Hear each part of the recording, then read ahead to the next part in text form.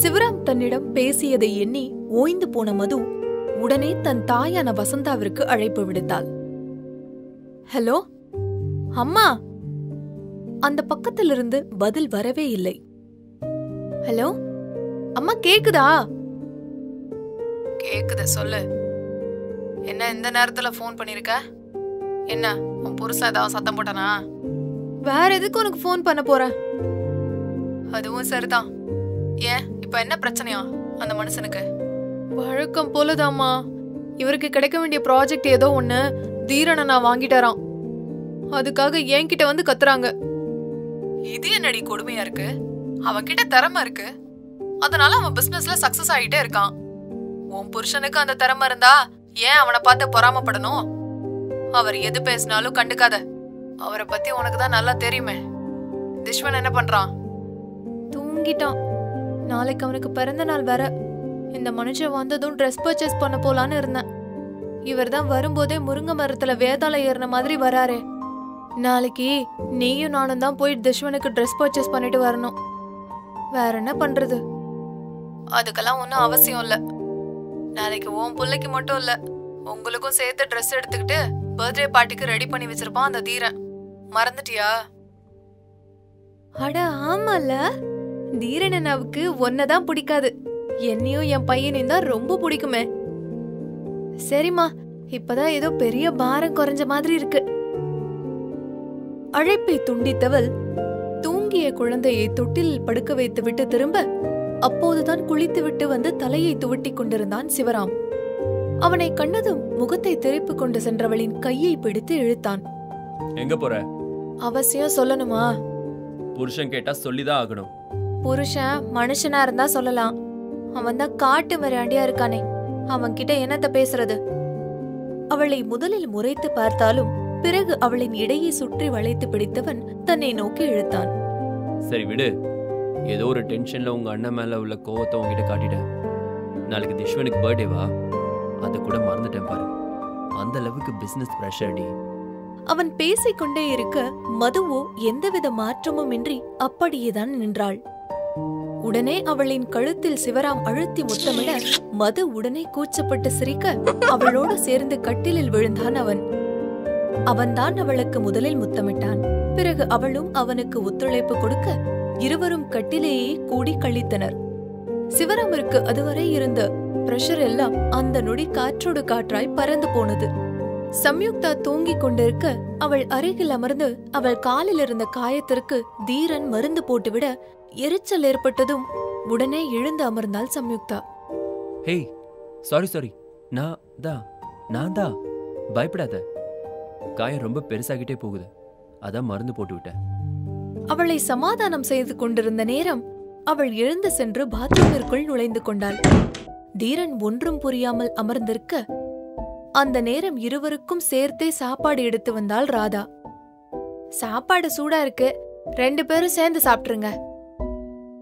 ராதா கூறியதை கேட்டு குழம்பி போன தீரன் அவளை திரும்பி பார்த்தான். என்ன இப்ப சாப்பாடு எடுத்துட்டு வர்றீங்க? நான் தான் இப்ப சாப்பிட மாட்டேன்னு உங்களுக்கு தெரியுமே. ஆமா, சம்யுக்தாவுக்கு இன்னும் சாப்பாடு தரலையா? நான் தான் 7 மணிக்கு அவளுக்கு நைட் டிஃபன் கொடுக்க சொல்லிட்டு டேப்லெட் கொடுங்கன்னு சொல்லிட்டு போனேனே உங்ககிட்ட. என்ன பண்ணீங்க? தீரன் கத்தினான். ராதா எதுவும் பேசாமல் கட்டிலிற்கு அடியில் குனிந்து அங்கு இருந்த 2 தட்டு சாப்பாட்டை எடுத்து காட்டினாள். எல்லாம் அப்படியே இருந்தது. அதை பார்த்த தீரனுக்கு விஷயம் புரிந்தது.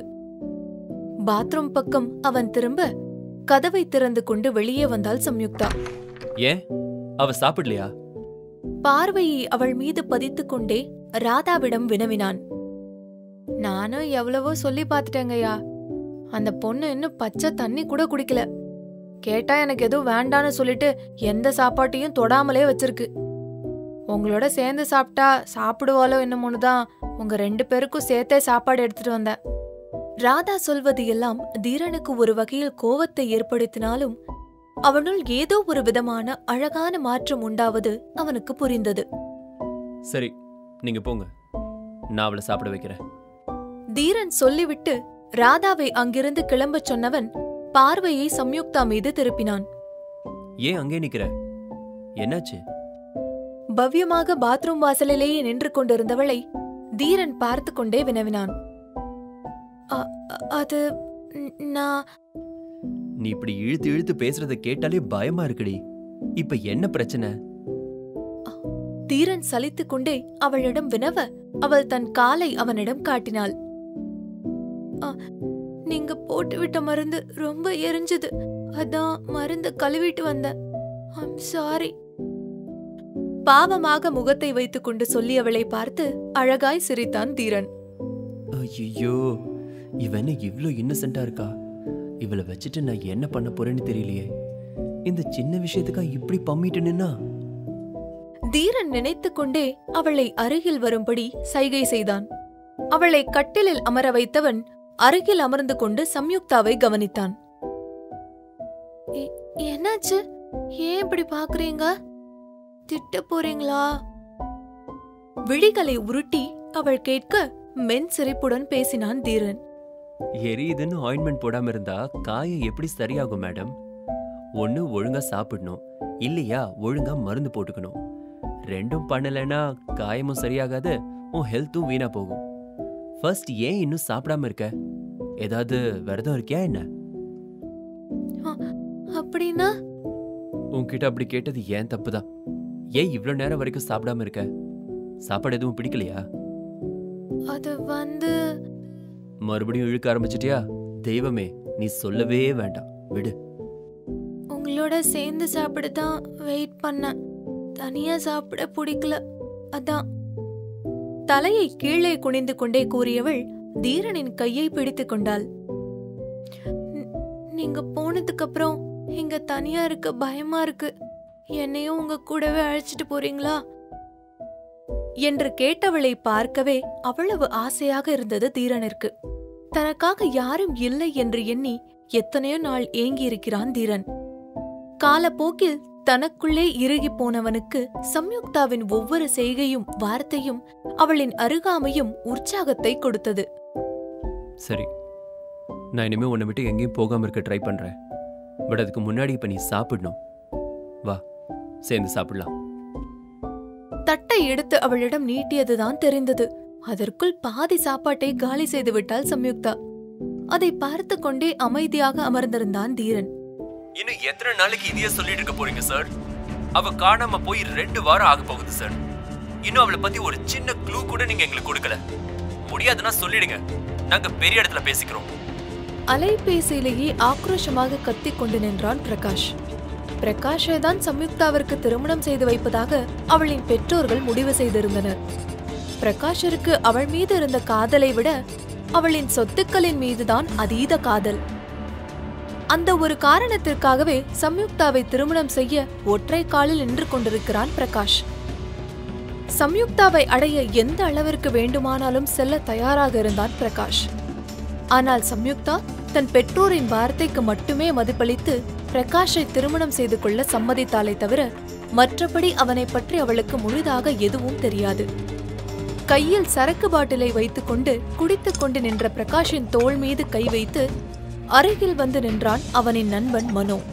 மச்சான், எதுக்கு ஃபீல் பண்ணாதடா. சம்யுக்தா எங்கேயும் போயிருக்க மாட்டான், இங்கதான் எங்கேயாவது இருப்பா. அவனை தேற்றிவிட பிரகாஷோ மனோ பக்கம் திரும்பி கூட பார்க்காமல் வானத்தை வேடிக்கை பார்த்து கொண்டே கையில் வைத்திருந்த சரக்கு பாட்டிலை வாயில் கவிழ்த்தான். முடியலடா, நேத்து வரைக்கும் என் கூட ஒன்னா சுத்திட்டு இருந்துட்டு இன்னைக்கு அவ பக்கத்துல இல்லங்கிறத என்னால ஏத்துக்க முடியல. அவளுக்கு இந்த பாழா போன உலகத்தை பத்தி எதுவும் தெரியாதுடா, அதான் பயமா இருக்கு. பிரகாஷ் மனோவை நிமிர்ந்து பார்க்க மனோ உடனே அவனை பார்த்து சத்தமிட்டு சிரிக்க பிரகாஷிற்கு சிரிப்பு வந்துவிட்டது. இருவரும் சிரித்துக்கொண்டே 2 கிளாஸில் சரக்கை ஊற்றி சியர்ஸ் சொல்லிவிட்டு குடித்தனர். பிரகாஷ் பற்றியும் பிரகாஷின் எண்ணம் பற்றியும் முழுதாக தெரிந்து கொண்டிருக்கும் ஒரே ஒரு நபர் மனோ மட்டும்தான். இருவரும் இணைப்பிரியா நண்பர்கள். மனோ பிரகாஷிற்காக என்ன வேண்டுமானாலும் செய்யக்கூடியவன். பிரகாஷின் தேடல் வெற்றி அடையுமா? சம்யுக்தா மற்றும் தீரனின் உறவின் அடுத்த கட்டம் என்ன? கேளுங்க Falling for the Girl audio series உங்க குக்கு FM ஆப்ல. Download the app now.